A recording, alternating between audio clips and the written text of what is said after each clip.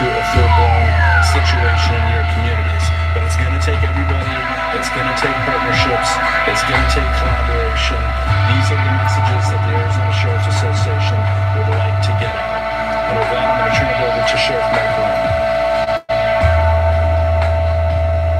Those are two hard acts to follow. I echo what both of these sheriffs have said thus far. You can see some of these pictures behind us here. These pictures I think were taken this morning from the Yuma sector. Just this morning, Sheriff Wilmot from the Yuma sector sent out a message to the rest of the sheriffs. They had 800 people in custody already, and I think this was by 8 or 9 in the morning this morning, with another 400 people standing on the other side of the wall, waiting to come across. The busiest sector right now is the Tucson sector, which comprises of Cochise County, Pima County, Santa Cruz County, and Pinal County. We're seeing exorbitant numbers coming in, and we lead the way in gotaways. Almost every month we lead the way in gotaways. I want to go back to I'm a very constitutionally minded, very simple guy. The Constitution, the preamble of the Constitution, the charges of that are, we the people of the United States, in order to form a more perfect union, establish justice, ensure domestic tranquility, provide for a common defense. Those are just the first 3 charges in the Constitution, all of which we are failing on the federal level at those areas. Not our partners. Our partners are overwhelmed. They're working hard. The Border Patrol agents are exhausted. Their morale is low. They feel no support from the federal level. And the message that's being sent, you can say all day long at the federal level that the border is not open. But if your actions say otherwise, then the cartels and the people that are trying to come into this country illegally, that's what they take note of. And the actions of this federal government are that they are not enforcing the laws that are on the books. Yes, Title 42 is going away tomorrow. We still have Title 8 in place, which is actually what we are supposed to be using on the federal level. Now, this is a federal issue. In 2010, they passed SB 1070 in the state of Arizona. Much to the chagrin of a lot of people, it was very embattled. But the Ninth Circuit overturned that, reaffirming that it is the federal government's responsibility and the sole responsibility of the federal government to secure our southern border and to protect our communities. Now, as sheriffs, we're doing the best we can. If the federal government doesn't want to enforce their law, our message to the people of Arizona is that the Arizona sheriffs will enforce the law. And if you break the law, a state law, we will hold you accountable. If you are smuggling people, if you are being paid by the cartels to bring people into this country, much like what I found in my county at about 9 this morning, 2 vehicles traveling tandem from Superior down the US 60. This is not a border area. This is an area that is in the suburbs, just outside the suburbs of the Phoenix Valley. 2 vehicles traveling in tandem. We finally got them stopped. 1 vehicle had 11 illegals in it. The other vehicle had 14 illegals in the vehicle. 25 people total in 2 stops along the US 60. And we are doing this every single day. I went back to the Congress recently and I was able to testify. We talked about the impact this is having, not just on Arizona, but the point we made was what happens in our backyard today will be in your front yard tomorrow. The majority of these folks will not stay in Arizona, nor will the drugs that are being trafficked in here, which, by the way, 50% of all illegal drugs coming into America are coming through the borders of Arizona right now. People in this country are relying on local law enforcement in this country and on the Border Patrol to stop the human trafficking, to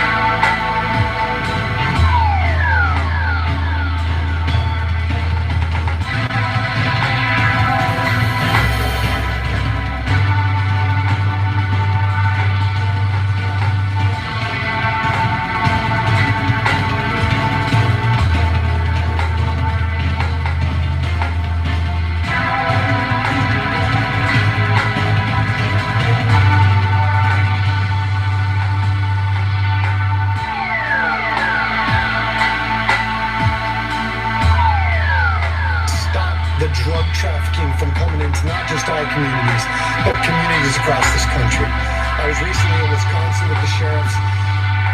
They were talking about the same exact things that we're talking about now. So you can say that this is a border community issue. It's not.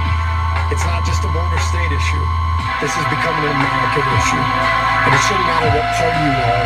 We should all want to defend our borders. We should all want to protect life, liberty, not just ours, of American folks and for people from Arizona, but also for those who are being abused and taken advantage of by the cartels every single day, to the tunes of thousands of people. Just a couple more statistics before I go. The number now, they expect to exceed 10,000 for today across all the borders. That's up from typically about 6,000, 7,000, what we've been experiencing. Those numbers are probably going to go up even more just based on the intel we have with all the groups that are on the other side of the border. But I think the message here today, I thought that Sheriff Pinzon nailed it. This is not about politics. This is about putting people first. Not just Arizonans, like I said, putting the people that are being abused, that are being trafficked, putting those who are losing loved ones every day to the leading cause of death in America, which is fentanyl. These are the things that we care about. We want to protect our new communities.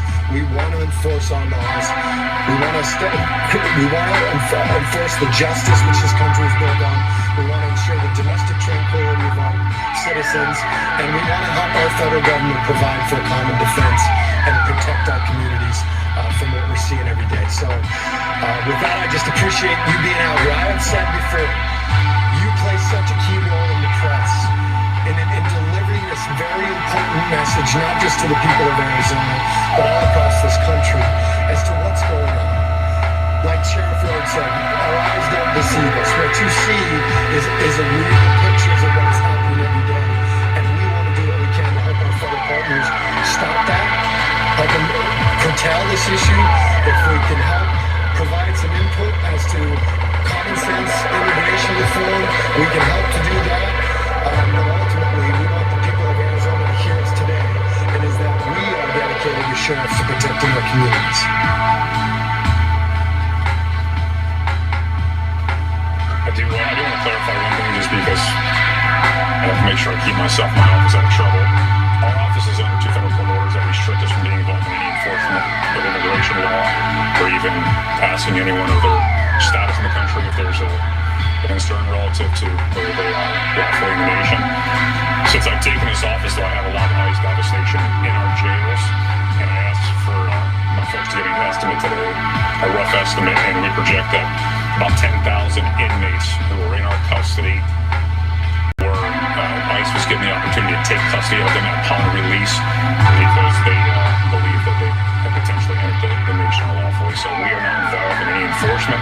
We are not engaged in any way that is in conflict with the federal orders, because we have been contempt of court, but we still try to be a good partner to our federal partners who are responsible for those duties. With that, I'm happy to navigate the space of whatever questions you have for any of us here at the table. I'll just kind of raise your hand, please, so we won't get everybody on offside. If you introduce yourself and who you're with.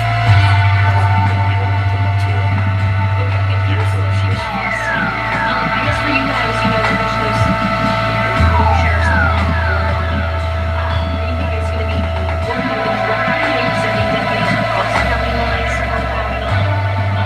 And I guess just how should your resources daily, do you have to divert from everyday crimes to related issues?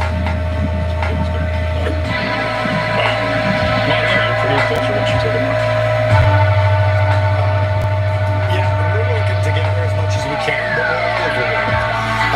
Communities are being flooded. I just got word, we've been getting word, and we just got word again today, that they intend on releasing a lot of people into communities. I think they're probably going to start in Cochise County, Yuma County. Tucson will probably be getting an influx of people being released. They notified me that likely it might be Casa Grande tomorrow. So we expect to see a lot of these groups being released, which is going to tax our resources. As it is already, I have an anti-smuggling unit that is completely dedicated to trying to stop drug flow and human. We look at it as that these people likely are being enslaved by the cartels, being extorted by the cartels, being taken advantage by the cartels.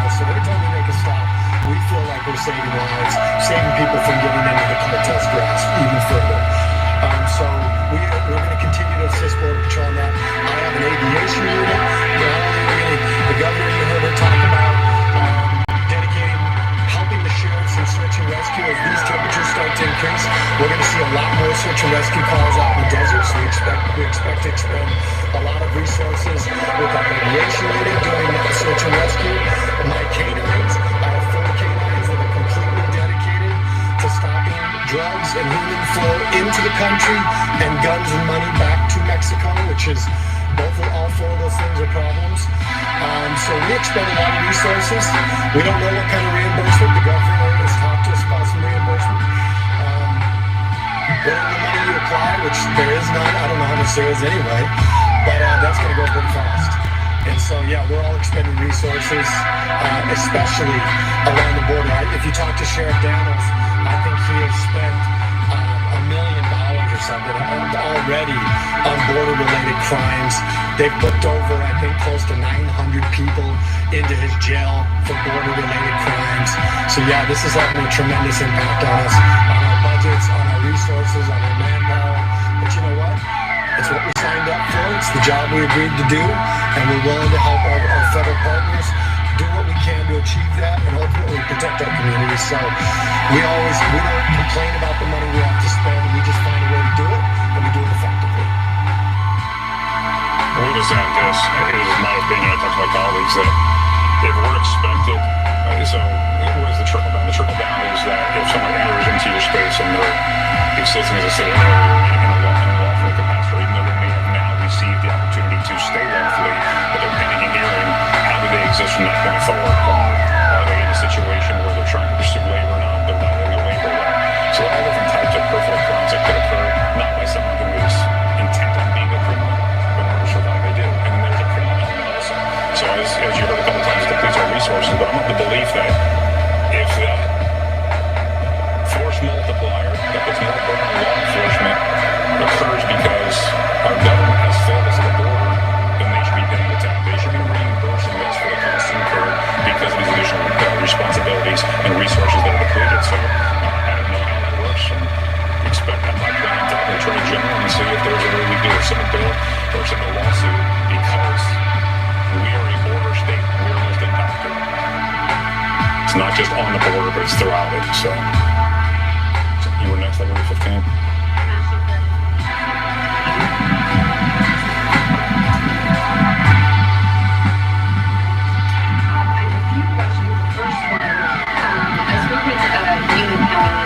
Yesterday, and they were telling me, a lot of these migrants that they're seeing crossing already, about 97% of them can pay their way for a flight being purchased to travel somewhere. That many of them don't need necessarily a sponsor, even though they would have to put them down. Is there, right now you're looking at this, do you see the possibility of hotels looking at these people even giving them money to pay their that you're going to have to do something for us later? It is absolutely a for-profit industry that is involves violence and abuse. They see everyone who's trying to cross the desert as property.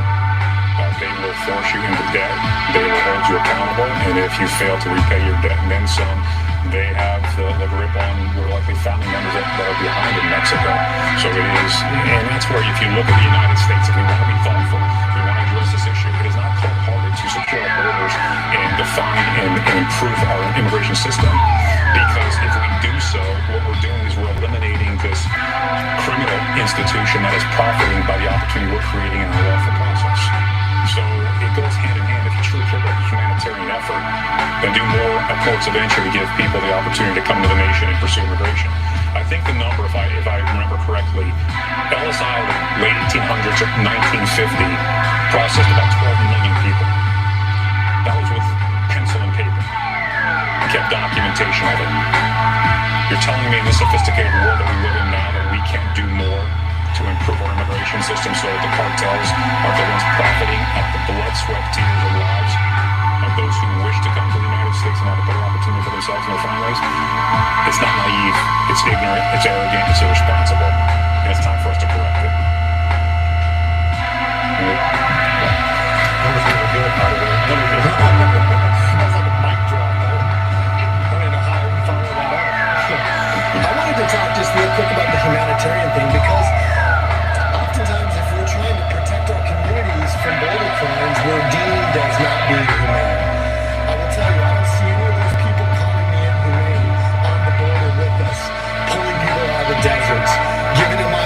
to save their lives, stopping them from being trafficked by the cartels. I only see my people there, and I challenge any one of you that want to come out and see it for yourselves. I would love to take you out. We will show you just how well we treat these folks when we do come across. And Border Patrol's the same way. They're getting treated humanely. That is not the issue. That is oftentimes a political talking point to disparage the work that we are doing to try to secure our communities and to secure our border. And I would hope that as a media you would push back on that as well, because we are working hard. And the men and women who put on this badge every day, they put their heart and soul into protecting these people and treating them good and trying to do what we can in a situation that is awfully, it's bad. And we're trying to hold the federal government responsible for a job that is theirs. And every time you try to do something as a state, to do something to help it, they are there to swoop in and stop you. Whether it's Texas or Arizona. So we would love a better partnership. We'd love for the federal government to do their job. But in the end, I would hope that our people are never deemed as not being humane. Because we are. And I'll tell you one more story, and some of you have heard me tell. And you ask for me if this is humane. We had a woman that we caught a while back. She had a baggie full of pills, like 50 pills in her baggie. We asked her what the pills were, not knowing. She said, well, when I was going to cross the border, I knew I'd be raped multiple times. These are morning after pills. What is humane about that? I would say the opposite. I would say that is inhumane as humanly possible, and it is certainly not the American way.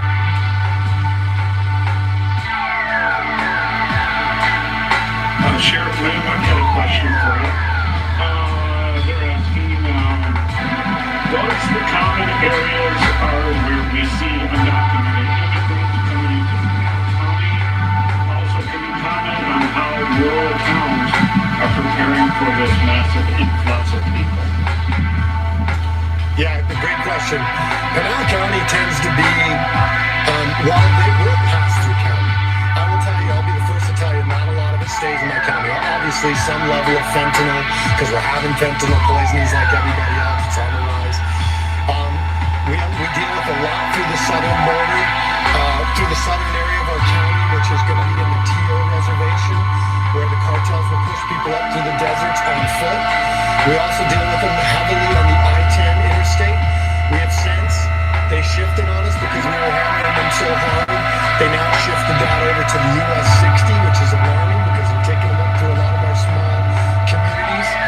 And I will tell you, I think that, and the answer to your last question as far as what are the small rural communities doing, Yuma's one of those. Sierra Vista, Hereford, all of these areas are rural communities. Casa Grande would be, I would say, is rural. Eloy. We're going to do the best we can to work with those police departments. I know the sheriffs are going to do the same thing in Yuma County, Cochise County. I would expect you're probably going to eventually see dumps throughout the state. I think the governor plans on transporting people throughout the state. So you're going to see them in Flagstaff. You're going to see them in other parts of this state.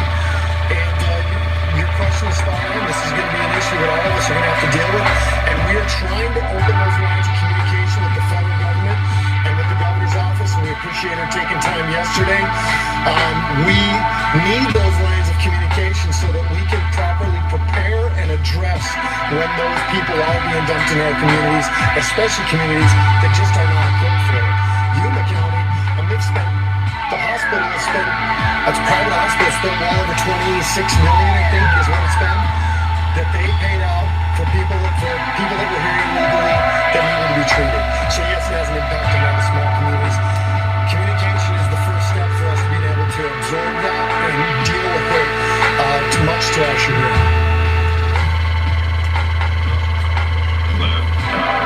So I talked to some people in Nogales today. I'm going to be heading down there tomorrow, and they said, this is something we do constantly. It's not just an issue, but I-42 is coming to an end.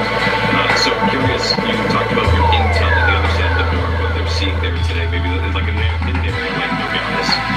Is this intel with the sheriff's department, these different groups, and what are they seeing on the other side, potentially preparing for this influx tomorrow and the days after? I'm glad you brought that up because they're right. This isn't a new problem. I'm glad that we're finally talking about it. it's sad that it's taken this long for Title 42 to go away to recognize the problem. This has been over the last 2 years, I've had a 377% increase in traffic.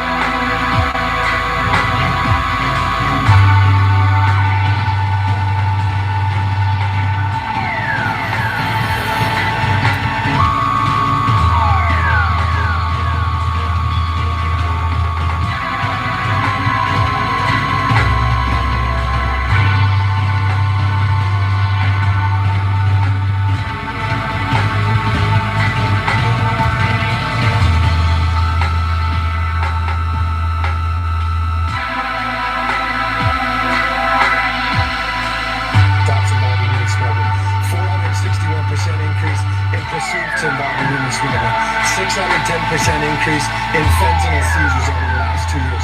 This problem has been there and it's been growing day by day. Title 42 will only exacerbate that problem. There is intel that there are groups of 600,000 people moving through Mexico towards this way. There are more intel of groups in Panama and all these different places that are moving here towards our southern border because we can't send a strong enough message to the people that our borders are not open and they need to stop them at those places. So there's an intel from Border Patrol, from the Mexican government and military. And then as far as what Nogales sees is going to be different from what Yuma sees. And just one more quick point. What we see in the Tucson sector are going to predominantly be Hispanic or Mexican males and females and Guatemalans. What you see in Yuma, and Nogales probably would be the same. What you see in Yuma are Russians and Africans and people from India and people from all over the world, 140 plus different countries. So it does vary from place to place. So I would challenge you, when you're looking at the border, please look at all aspects of it because it's a little bit different in all the different areas. I don't know if that... Yeah, no, I think so. Talking about like these massive groups of people moving through Mexico. Just on the other side of the border, though, are you seeing groups of people there in line or in groups just waiting to cross over as well? Oh, absolutely. I think the videos show them. Just like I said this morning, Sheriff Wilmot at 8, 9 in the morning was saying 800 had already come through with another 400 where they could actually see them right on the other side. They're doing it in waves. You gotta remember, every time they push more people through, they're also pushing more and more drugs through with it that are probably going undetected because we're so bogged down with all the people being trafficked in. And so you're not gonna see it like everybody in the entire world's gonna show up tomorrow. This is gonna be an ongoing problem. And it's probably gonna get worse and worse, especially if we fail to address it on a federal level. And it's really as simple as just enforcing the law. That's it. If you enforce the law, that's the first step to it. Let me say something about, there was a couple of questions there that I don't want to go unanswered on behalf of the Arizona Sheriff's Association. Our strategy has been to work with the governor's office in the state budget to restore the Border Strike Force funding so that that money could go to the rural counties, to form task forces, to embolden task forces that can deal with the ongoing organized crime. And that money was restored in the budget or in the preliminary budget, as you saw, which is a very important point because small counties don't have the resources to just hire more people immediately or bring in more law enforcement officers immediately. It doesn't exist. So what you have to do, and you know, the funding mechanisms, the tax base in these counties never contemplated having to cope with transnational, multi-billion-dollar smuggling organizations setting up forced labor, setting up drug trafficking, setting up sex trafficking, all of these things in those small areas. And what we're seeing is cartels, they gravitate towards these areas because they think there's a less sophisticated system of law enforcement. We're trying to counter that. That's one of the things that the state of Arizona has, and of course the federal government has, is the ability to delegate resources immediately to certain areas. And so we're asking them to do that. To your point, we were on the call with DHS today, daily briefing that's going on.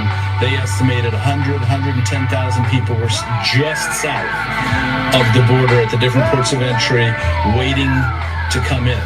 They also warned us that many people were migrating up through the Central American countries, coming to, trying to get up to the border, believing that now is the time. And this is the crisis of confidence that we are talking about. People believe if they get into America now, they're going to get to stay. And they're right in a lot of ways. The other crisis of confidence is among our citizens, and we're hearing it as sheriffs all the time. They don't believe the laws are going to be enforced, and they don't feel like the government is doing enough to protect them. So these are the strategies that we're trying to deploy to react in these rural areas.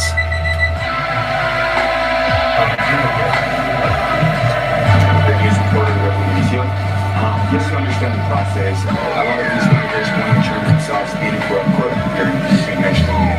But if a sheriff agency were to detain them, what would the process look like? Would you turn them over to Border Patrol? Or what you guys found with like two processes? Yeah, you have two different circumstances you're talking about there. In circumstances where sheriffs do have the authority to detain someone because they're potentially in violation, which is not my office, of immigration law, then they can transfer that person over to a federal agent to take custody of them, to put them into a detention center and put them in front of an immigration judge. If it is a criminal offense, in other words, they commit a state crime and they come into our jail, and it just so happens, as I stated earlier, that ICE exists there, they interview that person and find out that they are potentially unlawful in the country and take custody of them. At the conclusion of their stay in our jail, when a judge deems that they're set for release, then we are going to have ICE take custody of them at that immediate time and transfer them into the federal space. So, two different things in either situation when appropriate. They're going to see that at the conclusion, most likely, of the process, the state process.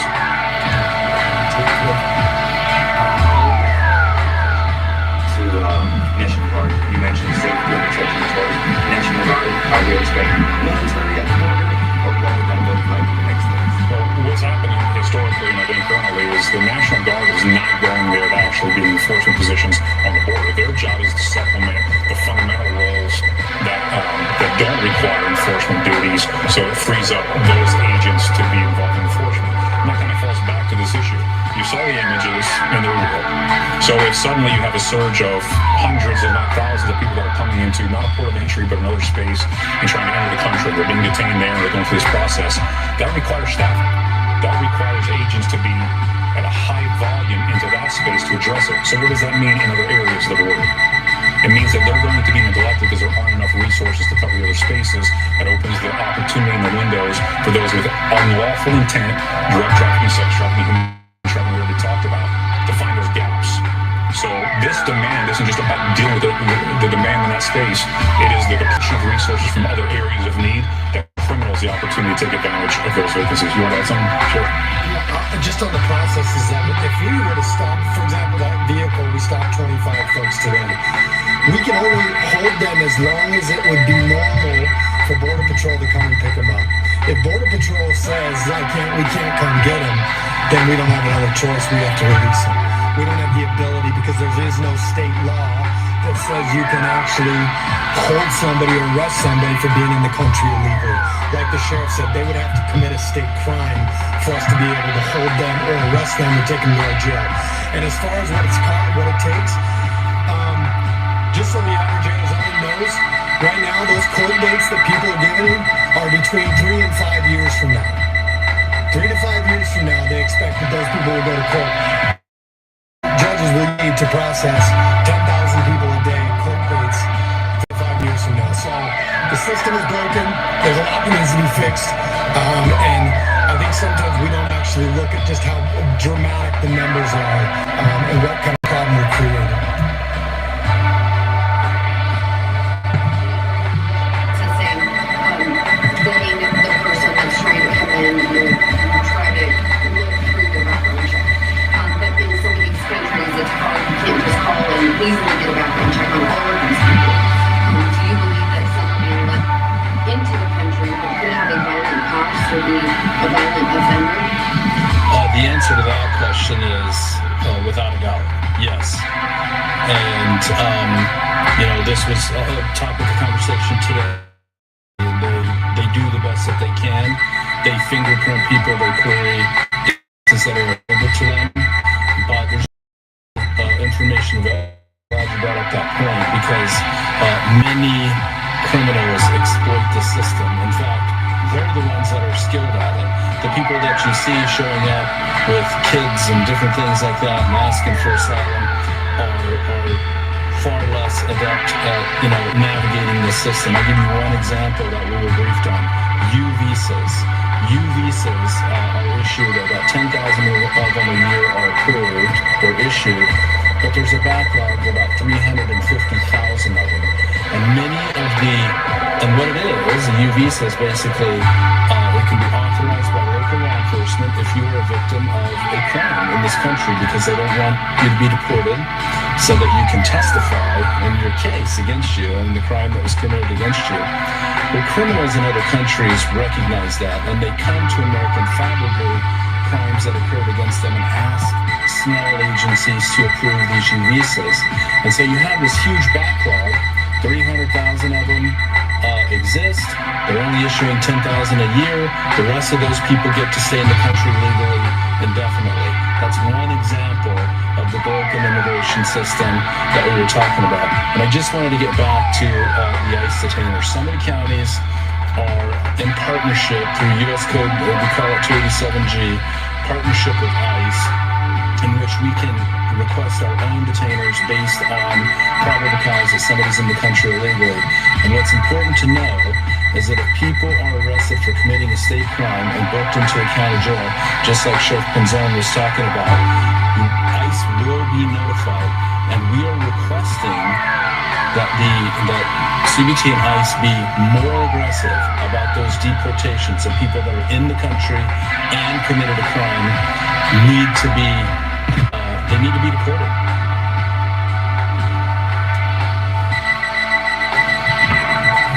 I didn't say you could have one last question, did I? If I can have the time. Oh, you asked very nicely, sure. Thank you. I was also hearing that people have to, when they're present, list down a sponsor. And, the other side of that is, I asked, are they verifying that it's an actual person, family member, friend, somebody that can actually, have the resources to help the person present. And the county supervisor said there's, we're not able to do that. We're only able to do so much. And just with the amount of people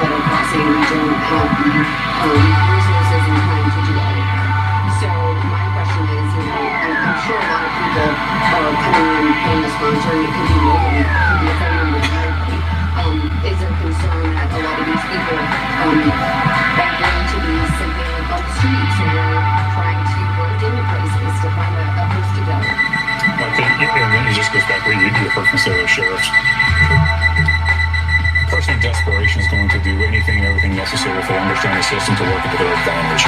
And that's what the immigration system has become for those who are pursuing opportunities to come into our nation. And oftentimes through a lawful course.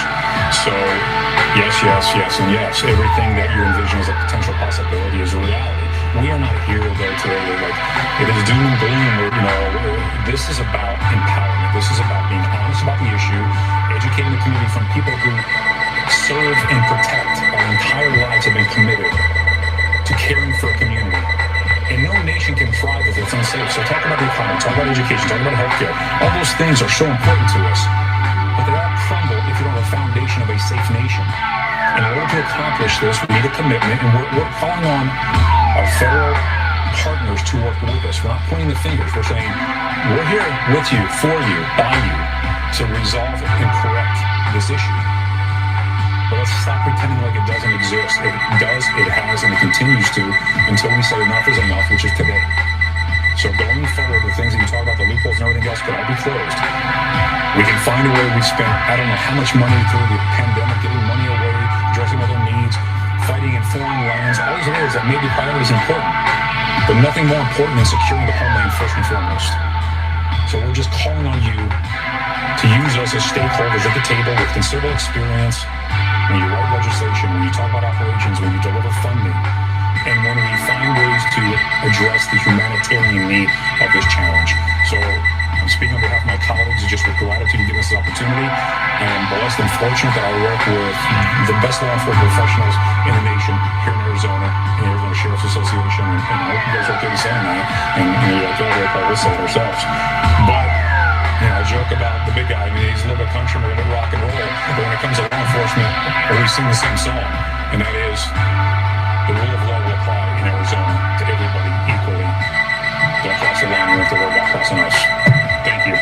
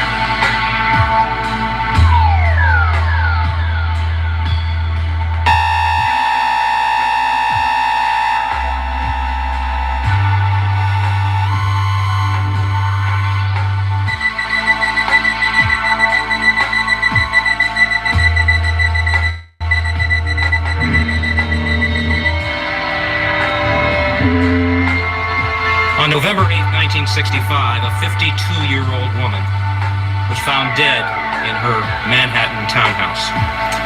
Between the time her body was discovered and about 6 hours later, FBI agents swarmed that townhouse and took all of her documents, all of her files, everything they could find. Quickly, an autopsy was performed with the conclusion that this woman died of a combination of barbiturates and alcohol, circumstances undetermined. Despite that confusing message, there was no investigation. None of her colleagues, none of her people that knew her, none of her family, nobody that knew this particular woman stood up for her and said, that's not what would have happened here. More than 10,000 people went to her funeral, weeping over the loss.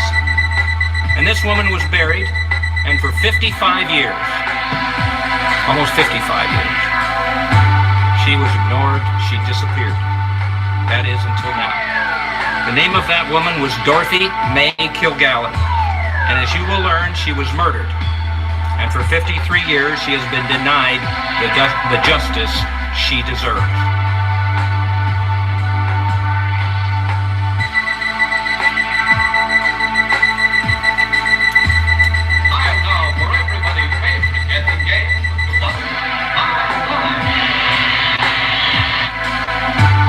So I just got back from Walmart today, and I paid for all of these groceries using this. Not my money, but this food allowance. Seniors who are 64 years or older can get a food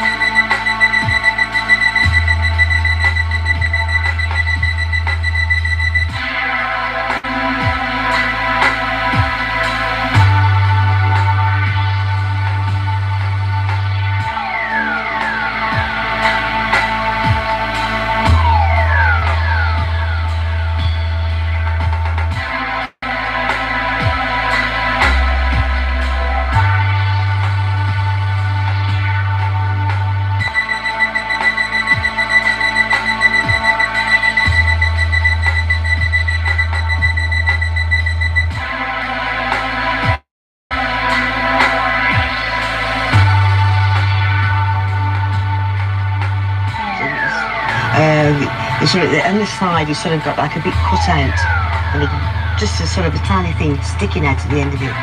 And because he had this light That come from it, and that was very gross.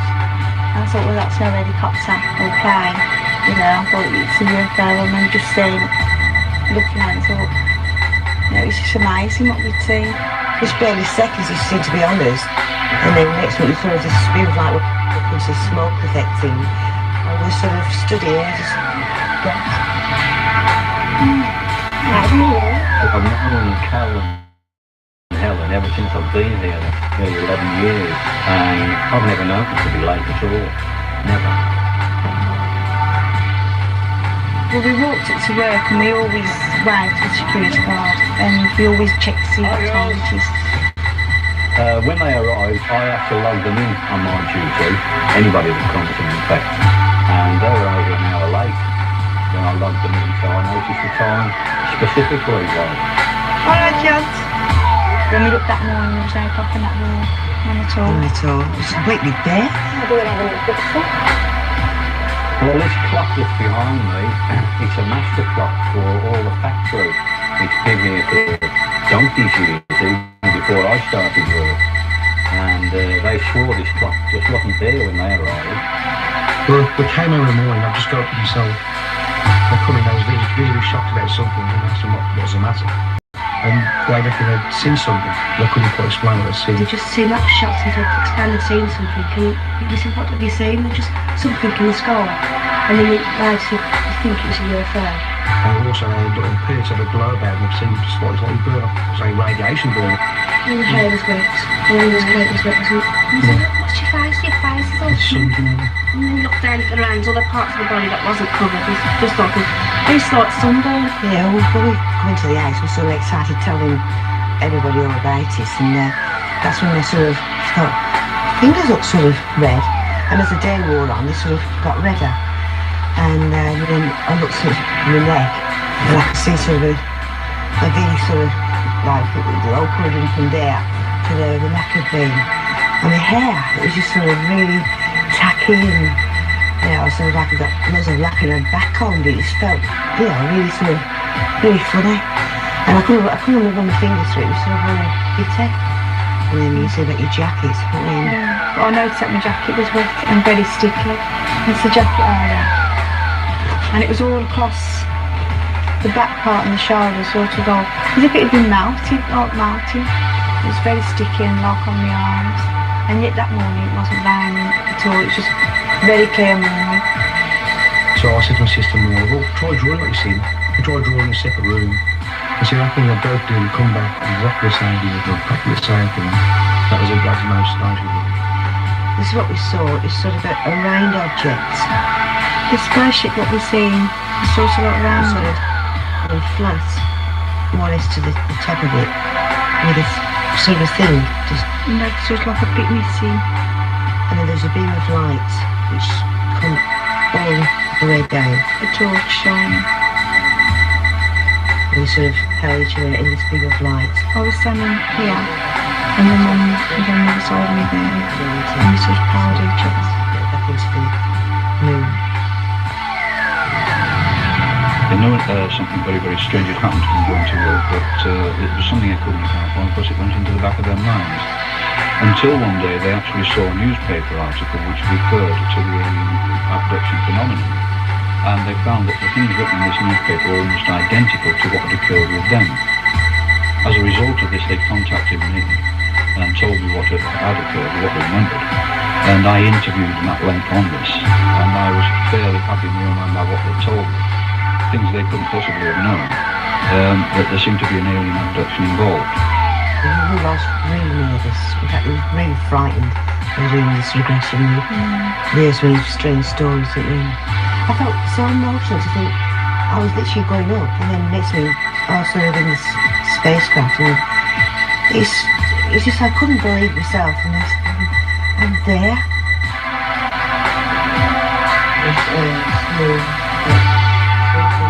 Regression is a form of hypnosis where you go back in time so that an individual has had an experience in the past which they maybe have forgotten for whatever reason, you take them back to the time. Regressive hypnosis can actually bring back the memories of the things that have been forgotten.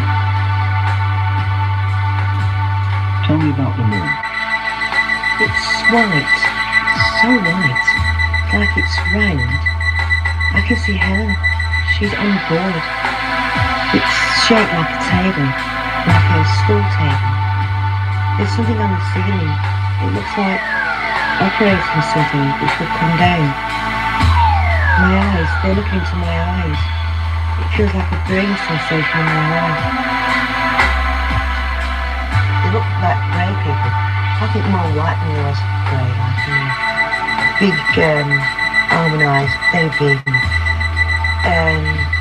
You can hardly see a nose, but you know a nose was there, and a mouth. And sometimes the mouth was not there. And other times, you know, there's sort of a line. In fact, sometimes you can see like only a tiny red line there. It's touching my face, touching my hair now, looking at my heart. They're looking at my eyes. What basically is happening is people are being examined medically. They're having toenails removed, they're having hair removed, they're having skin samples removed. I think what impressed me most about this case is the fact that when they were under hypnosis at separate times, the stories, the graphic descriptions, the things that were done to them were absolutely identical. What they did to one person, they did to another person. His skin feels wet. He's put his hand on my face. My face feels wet. It's cold. I'm in a dark room now. I've got my clothes on and my jacket. I feel like them for a minute. I'm happy I saw that UFO in the morning instead of seeing that. It was just so fantastic. But because being abducted, in a way I wish he handed that and I wish it wasn't us. Because people tend to think, well, she's, mad or... Some people do think we're mad. We're people, you know, you say, but we know we're not mad. We both was together that day and we know what we saw. I was in the bathroom at 5:35 a.m. I looked out the window, which was only half open, and saw brilliant blue-white lights. I too saw this light from my bedroom window. I sat on the edge of the bed waiting for an explosion, but nothing happened. Could it have been a searchlight from a helicopter maybe quite a way out when we are on the flight path here? No, definitely not. There's no noise, and we regularly hear helicopters, and they're very noisy. There's just no noise whatsoever. We have quite a lot of police helicopters around here searching for the key to that nothing, aren't we? It's simply because it was there was no noise. It's too bright as well. There was no noise and it just looked like the moon. I've never seen a helicopter shape from me before. So exactly where did the light come from? Come from directly above. I think it's higher than the flat. It's just coming straight down from above onto us both. With some of the physical effects, the burns and the headaches and the nosebleeds, I wonder whether just the stress of seeing the light could have brought some of those on. Do you think they were just stress related? I don't think so, because we weren't stressed about it, because we thought it was so marvellous what we had saw. We just thought, look what we saw, we after saw the UFO. And didn't think that anything was being took away or anything. We just thought we just saw this bright light, and then we went to work. This is where Helen and Carol were.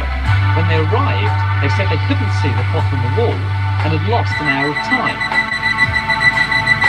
I think their earlier experience in the alleyway had left them confused and dazed.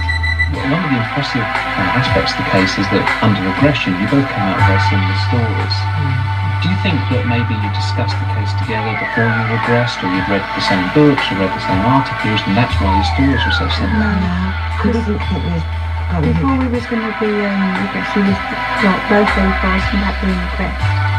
And we didn't know what sorts of things you would probably see in the spaceship or anything like that. So we wouldn't know what to talk about together, about saying what tests they'd done or anything, because we didn't know anything really about abductions then.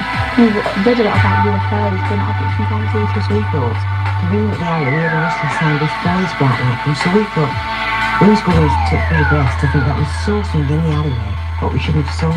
So we thought, what would you see? Was it going to be a queen, something we were frightened, will it frighten us? So the space that was, I didn't even think of it. You didn't think that would be took up there? No. Now, some people think that hypnosis is a way of finding out true facts. Other people think that it gives people a sort of license just to fantasize and make things up. Did it feel when you were saying these things like a real memory, or did it feel like you might have been making them up? Yeah, I felt quite emotional when you sort of looking around the room and then you see like a sort of a grey being come to you, so I felt quite emotional. It was sort of, it's like a bit of a shock, but yet sort of really so much frightened, just emotional. Do you think that had happened to you as I've been sort of testimony that was sort of like floating? Do you think that way I could just type in sort of details like that and without you having to, you know, asking me for it?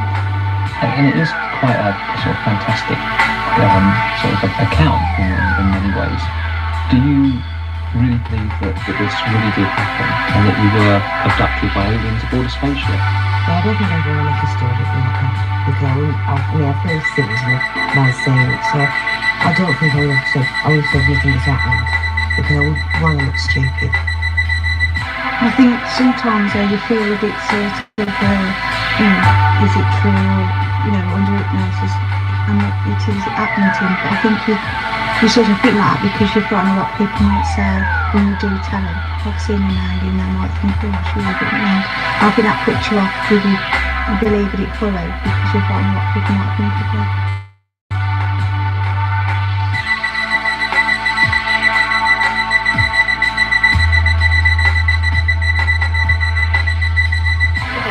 Ray Magliozzi here. When you need parts, eBay Motors ensures a guaranteed fit. Let's say you'll need headlights and the bumper. At least you can skip the car wash. Just go to eBay Motors. The check means a guaranteed fit. Let's ride.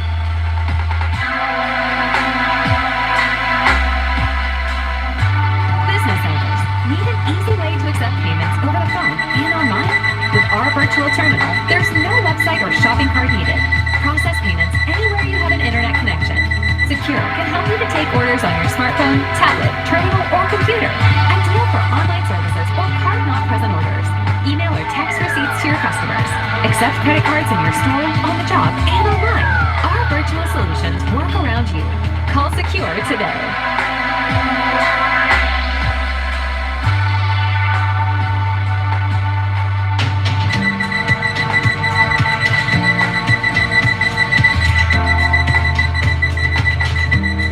To CBS News Prime Time. I'm John Dickerson. If you're watching this, it means you are not answering email or in a meeting. You're probably pretty happy about that. Microsoft reports we spend 2 days a week answering email or in a meeting, and I think I speak for all of us when I say this must be stopped. We'll explain the numbers, but first. The reality is it's a witch hunt. Congressman George Santos had a meeting with federal prosecutors who have charged him with a 13-count indictment. Unfortunately, this is not the first time a member of Congress from either party has been indicted. If we default on our debt, the whole world will be charged. Meetings have now been added to the emails passing between White House and congressional staffers working on a debt limit solution. When bad stuff hits the fan, everybody ends up getting dirty. So let's get the deal done. A crucial step that may change the way birth control is delivered in the United States. We begin our report with a federal indictment of a sitting lawmaker and the plea of not guilty. New York Republican Congressman George Santos has been charged with 13 counts. They include wire fraud and money laundering. He is now free on a $500,000 bond. Federal prosecutors say Santos was involved in 3 separate schemes. First-term congressman has joined the list of more than 10 members of Congress who have faced criminal charges while in office. And now the Speaker of the House, Kevin McCarthy, is pulling back. You're not. Santos has a lot to do. I think So you don't plan to support something for the election? that's what I said. Our Caitlin Huey Burns was at the courthouse earlier and shows us how Santos is responding to the charges. Chased by reporters and cameras outside a Long Island courtroom, George Santos used the spotlight to launch his criminal defense. I'm gonna fight the witch hunt. I'm gonna take care of clearing my name. Santos was released on bond after pleading not guilty to charges of fraud, money laundering, and making false statements in connection with his 2022 congressional campaign. I believe I'm innocent. In a 13-count indictment, prosecutors detailed an alleged scheme by Santos to solicit funds from donors who believed they were contributing to his campaign. Instead, they say, Santos spent the money on personal expenses, including luxury items like designer clothes and credit card payments. They said Santos lied about his income and his assets on these candidate disclosure forms. Santos said those prosecutors don't have all the evidence. What evidence do you have that they don't? Well, I have plenty of evidence that we will now be sharing most of everything in this case to make sure that I can defend everything. Prosecutors also accuse Santos of falsely claiming thousands of dollars in pandemic unemployment benefits, while they say he was actually making six figures working at a Florida-based investment firm. Today, House Speaker Kevin McCarthy said Santos is innocent until proven guilty. Santos said he would return to work in Washington. Are you planning on running for re-election? Yes, I am. And why should anybody believe you now? Well, like I said, I will prove myself innocent and then we'll move from there. And re-election is a very hard time away from me. And as part of that $500,000 bond agreement, anytime Santos travels outside of D.C. or New York, he's going to have to alert federal prosecutors. And he's expected to appear in court next on June 30th. John? Caitlin, you were in the courtroom. What stood out to you? Well, Santos was very solemn. He sat next to his attorney and responded, "Yes, ma'am," anytime the judge alerted him of his rights and made sure that he knew of his rights. He also waived his right to a speedy trial, and his team says that they have a lot of evidence that they want to supply and want the room to do so and want to give the prosecution also the room to do that as well. But what stood out to me is that, John, as you know, we've been following this for months, and Santos has been defiant in his case for months. He said, yes, I exaggerated parts of my resume, but today we saw that this was much more than any sort of fabrication of your past.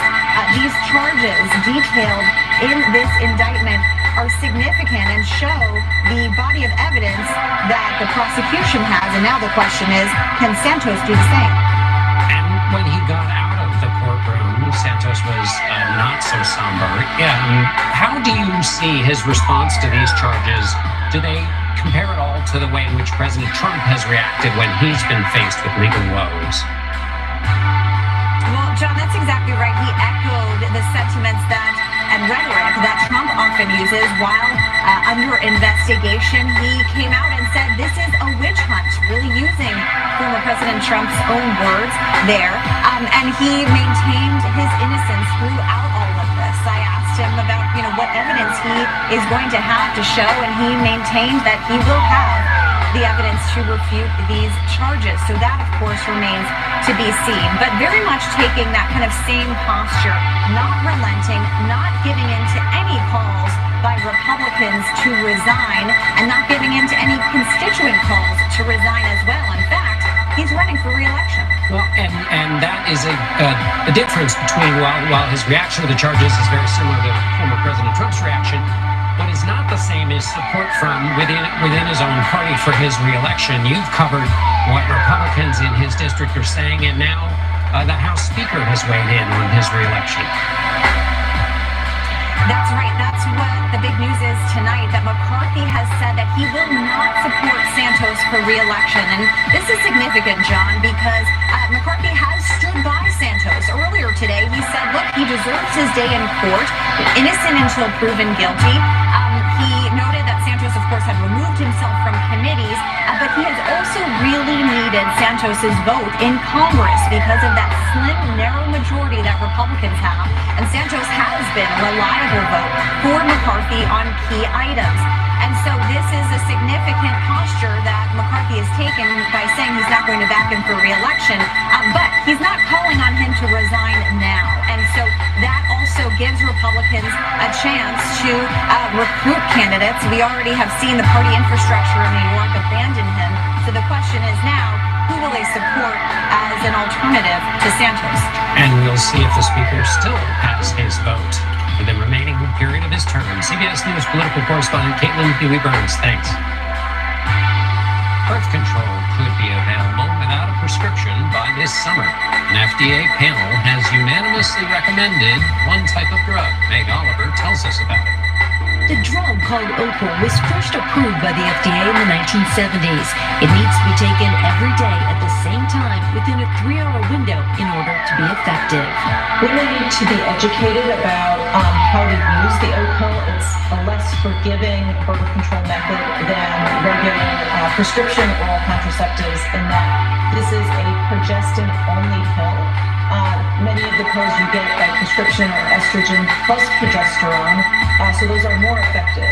The advisory panel decided the benefits of the drug outweigh the risks. Still, Opal is not for everybody. If you're obese, if you have breast cancer, and if you have abnormal vaginal bleeding, you should not use the Opal. The maker of the drug has not talked about pricing. Over-the-counter medicines are usually cheaper than prescriptions, but generally insurance companies don't cover them. The Catholic Medical Association is among the groups that have raised objections to the pill. Tonight they say they were disappointed in the decision. Today's recommendation is just the first step. The FDA is expected to vote on it this summer. If approved, Opal could hit store shelves by the end of the year. John? Meg Oliver, thank you. We'll have a lot more analysis about this possible over-the-counter birth control. Later this hour, I'll speak with a doctor about the pill, its downsides, and public health benefits. Former President Donald Trump is planning to appeal after a federal jury found him liable for sexual abuse and defamation in a case brought by writer E. Jean Carroll. The jury ordered Trump to pay Carroll $5 million in damages, and we're hearing from Carroll herself as well as those within Trump's own party. Here's Robert Costa. Former President Donald Trump arrives in New Hampshire tonight for a suddenly high-stakes town hall, facing voters for the first time since a civil jury found him liable for sexual abuse and defamation of writer E. Jean Carroll. This is for every woman in the country. Every woman. The political impact on Trump's campaign is still emerging, but several Republicans have said the verdict is further evidence he should not be the nominee. He is not fit to become president of the United States. I think the whole country is looking for a fresh start. For now, Trump is the clear frontrunner in the race for the Republican nomination. New Hampshire voters have 9 months before the party's primary. And former state GOP legislator Kimberly Rice said the verdict should not be shrugged off. Why does it matter to you? It matters to me as a woman because, I've been in a position before where a boss has chased me around. And, women should be believed. But Trump's support with many Republicans has long been entrenched, fueled by his grievances over his mounting legal challenges. Not just this week, but as investigations in Georgia and in Washington near decisions on whether they will charge the former president. At a local Manchester diner, June Dickerson said she stands with Trump. Because he's a very honorable man. He always said what was on his mind. He was always honest and forthright, and I don't believe lies. One of Trump's rivals for the nomination, former Arkansas Governor Asa Hutchinson, who campaigned in New Hampshire today, said Republicans will suffer if they back Trump again. If Trump becomes the nominee, do you believe Republicans would face political peril in a general election, especially with women voters? I don't believe Trump can be elected. And Trump is the candidate that the Democrats would prefer. And that is enhanced by the fact that you've got this jury verdict now that made this finding. And Bob Costa joins us now from the great state of New Hampshire. Bob, what, if anything, have former President Trump's other opponents or possible other opponents said about this judgment? John, it's good to be with you. From the Granite State, I feel like I'm living through your book, Whistle Stop, going to the Red Arrow Diner, talking to voters at the New Hampshire Institute of Politics, also sitting down with Asa Hutchinson, as you just saw. And the former Arkansas governor is like so many Trump rivals right now. They're looking for an opening. They don't want to take a direct shot at Trump in many of these camps. but they're trying to see if he has a slow erosion of support. And they're starting to talk a lot on the trail about issues of character and integrity. Not a direct attack on Trump, but it's veering in that direction eventually. And remind us, Bob, has there been anything else there's so many other legal challenges he faces. Have there been any other developments in those cases that we should take note of? We only can really talk to witnesses or people familiar with the witnesses going into these grand jury investigations in Washington, and every indication is these are serious investigations. The special counsel is moving forward quickly on the classified records case. There could be a decision sometime this summer about whether Trump in some way tried to obstruct the records from being handled by federal officials, and there could be a decision on the January 6th case.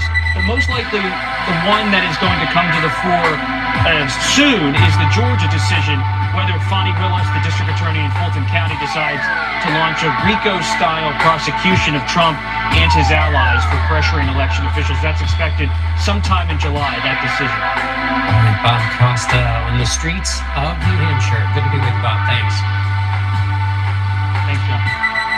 U.S. Border Patrol agents apprehended more than 10,000 migrants along the southern border Tuesday, a record for a 24-hour period.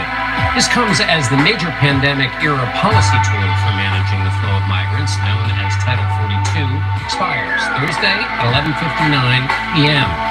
But the Biden administration has some plans once that happens. Manuel Bojorquez reports from the border. There's confusion and anxiety at this migrant camp in Juarez, Mexico, as U.S. immigration policy shifts around them. 14-year-old Ana Pavon of Venezuela spends her days constantly refreshing the U.S. government app for an asylum hearing for her family. Still waiting for this app. All day long. She seems unaware that a just-announced Biden administration policy could bar them from asylum in the U.S. if they don't seek it in another country like Mexico first. The influx expected as the COVID-era Title 42 ends was confirmed by the 10,000 migrants processed along the southern border Tuesday. Among the new arrivals, Jonathan Gomez of Venezuela, who trekked across 6 countries and shared video of the dangerous journey through Panama's Darien Gap. We have to cross rivers filled with snakes and crocodiles, he says, now in Brownsville, Texas. It's where National Guard troops in riot gear arrived today, ordered by Texas's Republican governor, who has criticized the Biden administration's response. Secretary of Homeland Security Alejandro Mayorkas today announced new policies that seek to shift asylum seekers away from the border, with 100 processing centers in Central and South America, but they're not set up yet.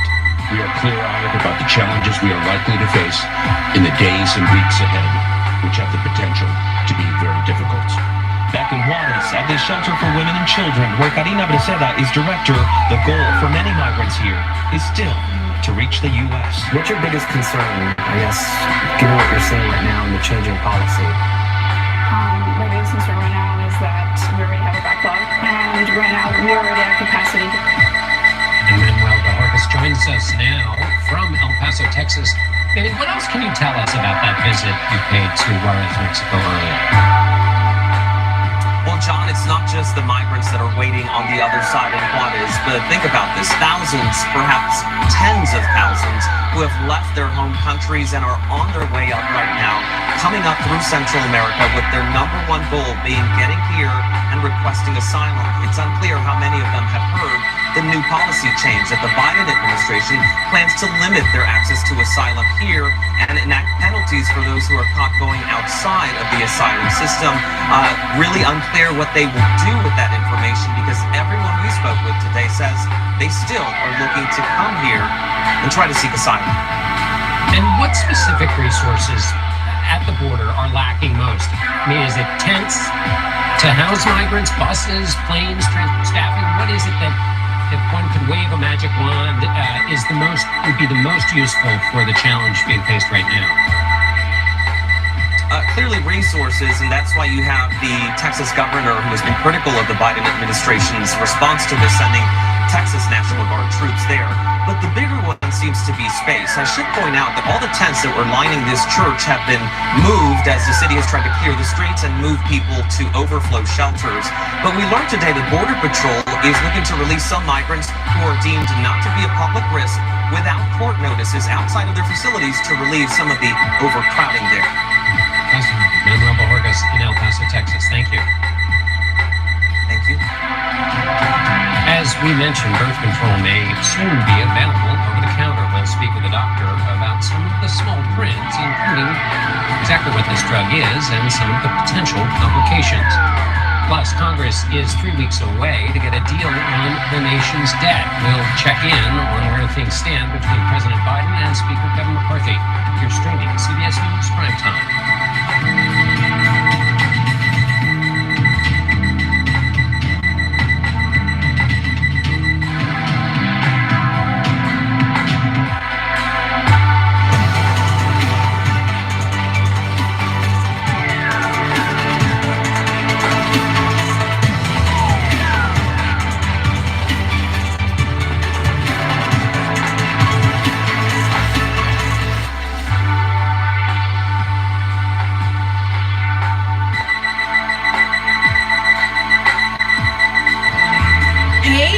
Boaters out there, any way you float protected with Progressive.